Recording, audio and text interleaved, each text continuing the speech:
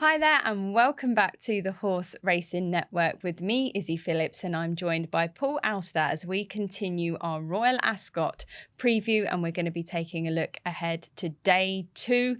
Paul, we've already picked out all the winners for day 1.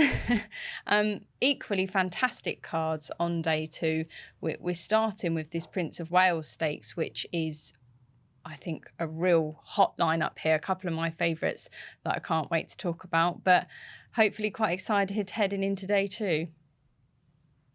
Yeah, I mean, this is always a great race. It brings together those horses, some of them stepping up from a mile, some of them coming back from a mile and a half, and the pure 10 furlong horses. So we're in for a real cracker, I think, and a bit of a rematch as well at the top of the market on the Irish Tattersalls Gold Cup form of just a few weeks Yes, ago. that was such a messy race, that as well. I know we talked about that one, and you told me that I'd given Kalpana perhaps a little bit of a hard time when we did a anti-post preview for, what race was she going to run in? Was it the Coronation Stakes? And she didn't end up running in the end, did she? The Coronation Cup, yeah, she was being considered for that, but she didn't That run in was the it. end. So they've obviously waited for this, possibly. Yes, which does help. But at the top of the market, we have got Los Angeles for the Aidan O'Brien team. We've then got Anmart for Owen Burrows, Map of Stars, Ombudsman, White Birch, Al McQuam, and Kalpana, Factor Cheval. And there's actually a few here that have double entries with some of the races on the Tuesday. So we won't go too much into them, but you've got the likes of Diego Velasquez, Tamfana, the Foxes, continuous. And sadly, news today, Paul, that Economics is out of this race, which is a bit of a shame. Obviously, wishing him all the best and a speedy recovery there as well. No, we haven't seen him in a little while, but that has pushed Los Angeles at the time of recording into 9-4. Will you be taking on Los Angeles at 9-4? I think I probably will, not because I think he's sure to get beat, but because I think there's probably not a great deal of value in that.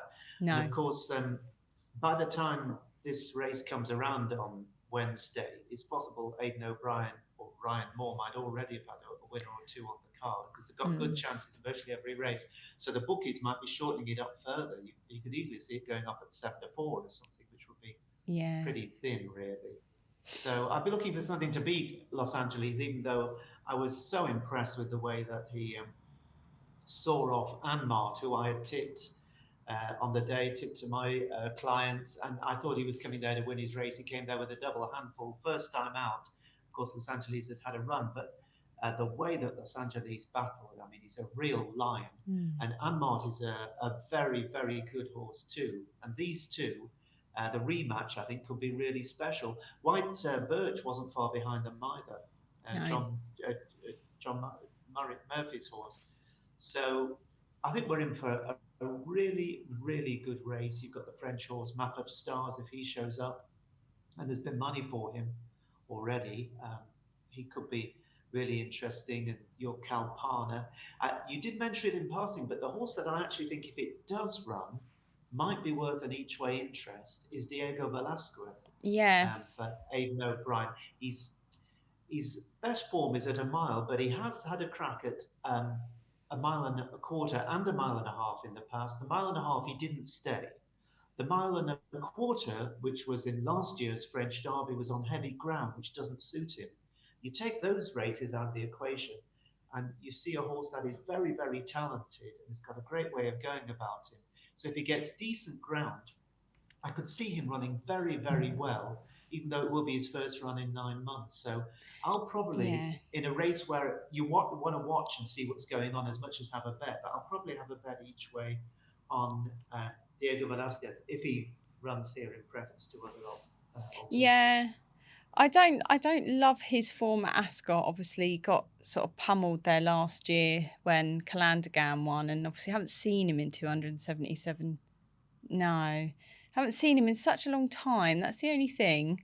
Obviously, he could completely come out fresh. He won his first ever race, but Yeah, long time off the track for him, isn't it? Be interesting to see if he does go for this or the Queen Anne, because he has got entry in both, so it's just something to bear in mind at the moment, isn't it? He is.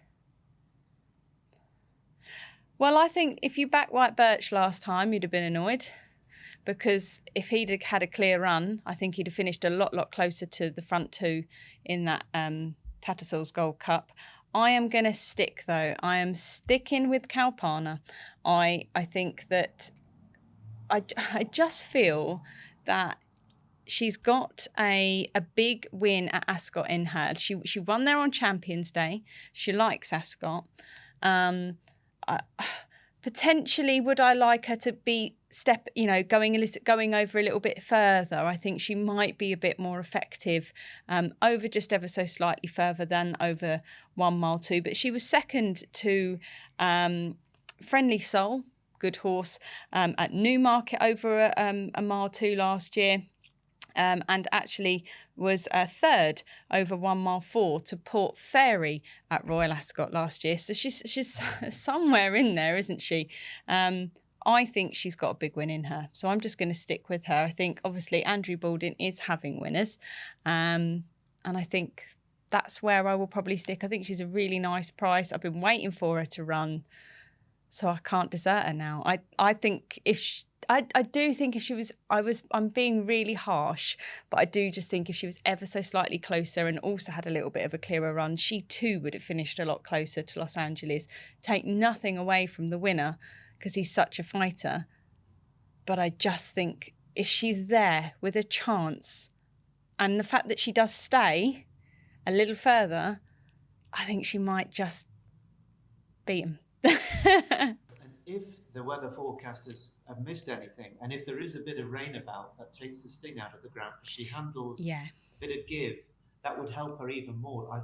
She'd be a plunge horse, I think, if some rain did come, Yeah. because we know she stays a mile and a half, as you mentioned.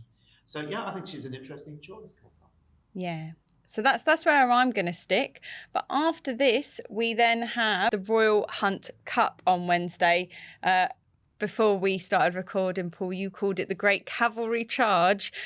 So a race, I think, close to your heart. I've had some good winners in this race over the years, I hear. Oh yes, I've had a couple of touches in this race over the years. It's a hard race because first of all, there's normally 30 runners.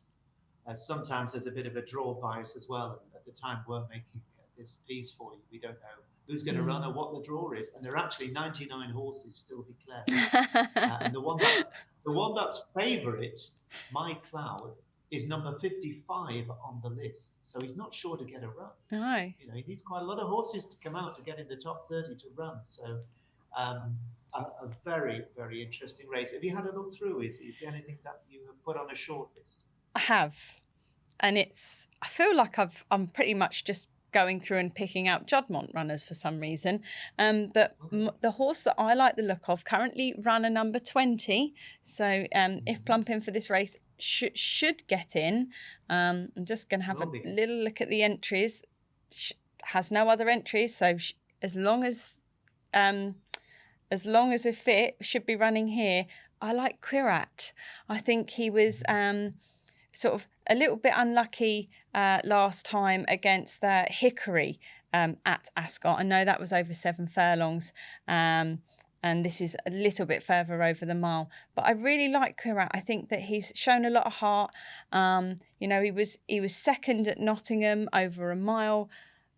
I don't know that he'll win, but he's got a really nice profile that he could go well in this race and could place. So at the current prices, because obviously you can get some marvellous anti-post prices here, it's 22 to 1. So maybe a little shout there for me. Yeah, it's an interesting pick actually, because although it hasn't won at the distance, it ran actually quite well last year in the Britannia Handicap, the race for the 3-year-olds over the straight mile, when it was 6 of 29 to Mickley. But of course, it's £10 higher now. It's been getting better, improving all the while. So, but as you say, it's guaranteed a run if they want to run. I've just drawn up a short list of horses I think I would be looking at, Should I assuming that start they taking run. notes here? I feel like if Yeah, you've yeah, landed a few touches in the past, I'm gonna yeah. Are start typing. you ready? Pen, pens at the ready. Skakuza is one. That's amongst the market principles. It's a 12 to 1 shot for Ed Dunlop. It absolutely bolted up in a very good mile handicap, the Emerald Mile at the Curragh. Ed Dunlop sent it over there under Ryan Moore, and it beat all the Irish. And it's possible Ryan Moore would probably ride it again, very possibly. We'll see. That's Skakuza. And William Haggis has got a couple of very interesting runners, Bullet Point and Godwinson. Godwinson, of course, won the Lincoln on its only start this season.